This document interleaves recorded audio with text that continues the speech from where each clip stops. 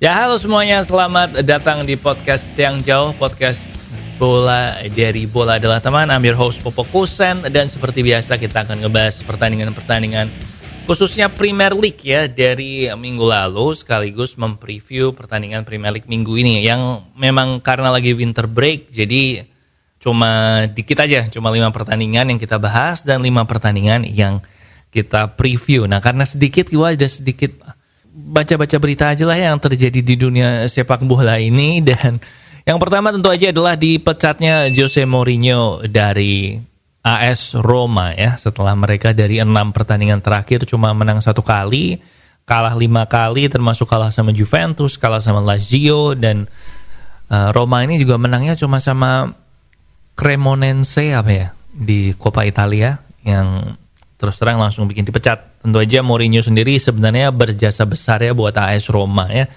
Soalnya musim pertamanya di Roma dia menjuarai Conference League, musim kedua dia sampai di final Europa League walaupun kalah adu penalti sama Raja Europa League yaitu Sevilla, dan akhirnya 2 musim pertama juga finish di posisi ke-6 di Serie A, dan sekarang dia dipecat di dalam Roma ini kondisinya posisi ke-9. Jadi memang musim ketiga Jose kembali lagi ya, dia spesialis musim ketiga hancur sih. Di Chelsea kayak gitu, di Madrid kayak gitu, di MU kayak gitu, di Inter enggak ya, soalnya dia terus udah resign duluan sebelum bisa hancur musim ketiganya. But kalau gue jadi Mourinho, gue gak khawatir akan lama-lama nganggur sih. Pertama ada Arab Saudi ya. Dia kan musim lalu ditawarin untuk jadi manajer di Arab Saudi dengan bayaran yang gila banget menurut dia. Terus ada MLS juga.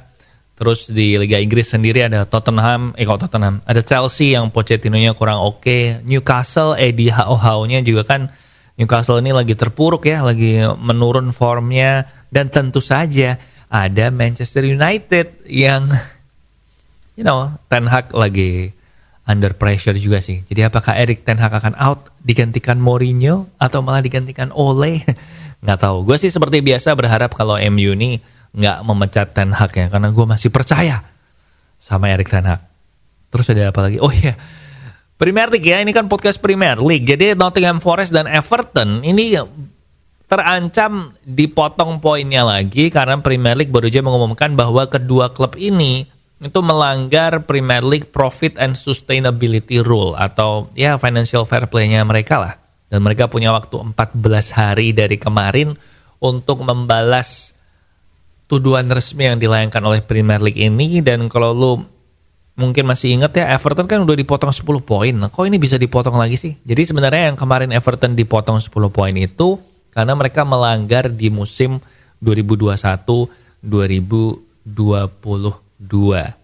Sementara yang pelanggaran baru ini adalah musim lalu atau musim 2022-2023. Dan tentu aja ini membuat orang jadi bertanya-tanya ya, kenapa Manchester City yang ada 117 atau 118 pelanggaran itu sampai sekarang masih aman-aman aja, nggak dipotong poin, nggak diapa-apain. Jadi kalau penjelasannya Premier League sih karena pelanggarannya banyak banget, jadi harus ditelaah gitu.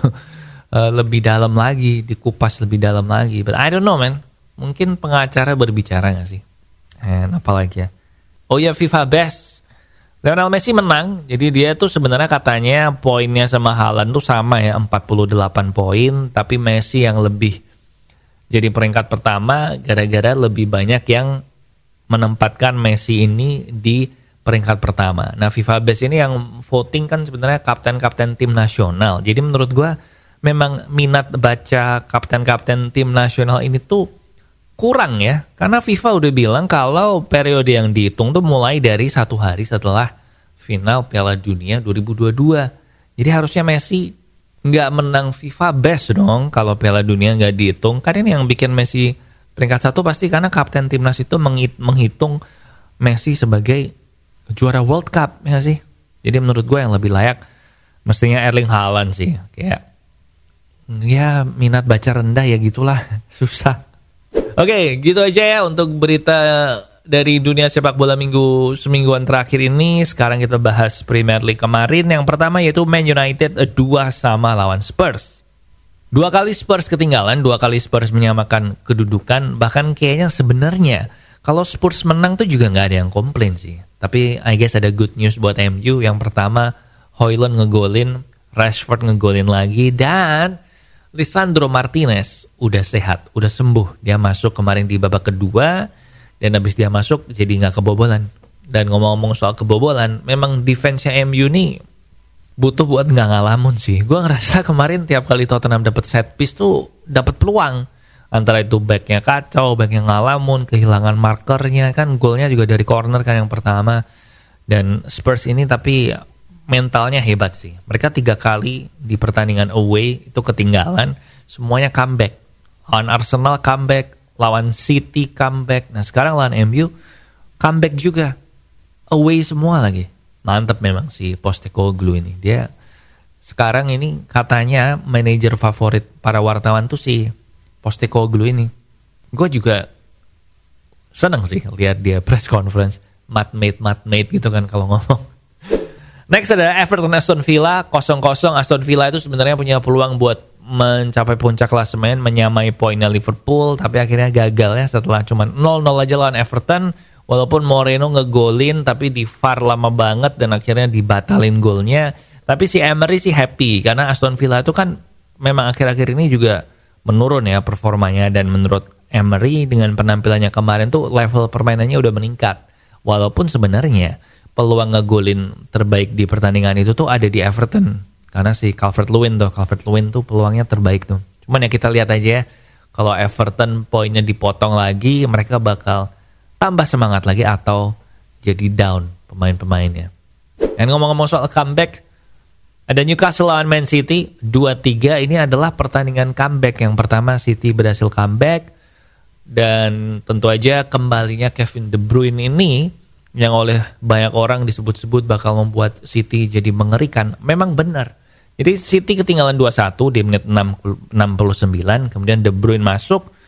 Dan di menit 74 dia langsung ngegolin, dan di injury time dia membuat assist untuk golnya Oscar Bob. Ngeri sih, De Bruyne kelihatan lebih segar gitu, kelihatan udah bener-bener sembuh. Kalau musim lalu kan dia itu masih cedera dikit-dikit tapi dipaksain main. Nah kalau ini dia sembuh beneran kayaknya, operasi kan soalnya kemarin.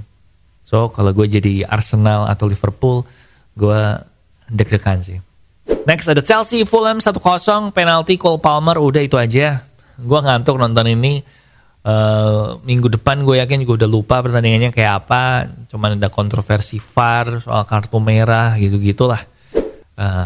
Next ada Burnley Luton 1-1. Gue jujur gue nggak nonton juga. Kalau ini main di kandang Luton sih kayaknya gue nonton ya, karena Luton di kandang tuh mainnya cenderung lebih open kan. Tapi ini Luton away lawan Burnley yang in general juga mainnya bertahan, jadi gue skip aja lah. Gue baca-baca bentar ulasannya, katanya kontroversi juga goal injury time-nya. Si Kompany protes kenapa nggak dianulir, padahal udah jelas pemainnya kayak menghalang-halangi kiper atau nabrak kiper dulu gitu-gitulah. So kalau tertarik nonton aja highlightnya itu, gue sih nggak nonton matchnya. Oke, gitu aja untuk reviewnya and preview untuk minggu ini. Ada Arsenal Crystal Palace, Brentford Nottingham Forest, Sheffield West Ham United, Bournemouth Liverpool, and Brighton lawan Wolves. Partai pilihan Popo jujur hanya satu, yaitu Arsenal lawan Crystal Palace. Apalagi jam 7:30 malam lagi, jadi lumayan enak nontonnya ya. Tapi yang lain ya kurang menarik ya menurut gue. I guess Bournemouth Liverpool, soalnya Bournemouth mainnya rada nyerang, tapi ini Liverpool tanpa salah gitu, rada malas nonton juga gue. Apalagi ya, tuh kan udah Arsenal Crystal Palace aja. Oke. Gitu aja untuk Tiang Jauh hari ini. Thank you banget buat yang udah nonton. Jangan lupa share juga ke teman-teman kamu, and like, subscribe, and follow YouTube Bola Adalah Teman, dan share ke teman-temanmu yang juga menganggap kalau bola adalah teman. Thank you for watching, and we'll see you when we see ya.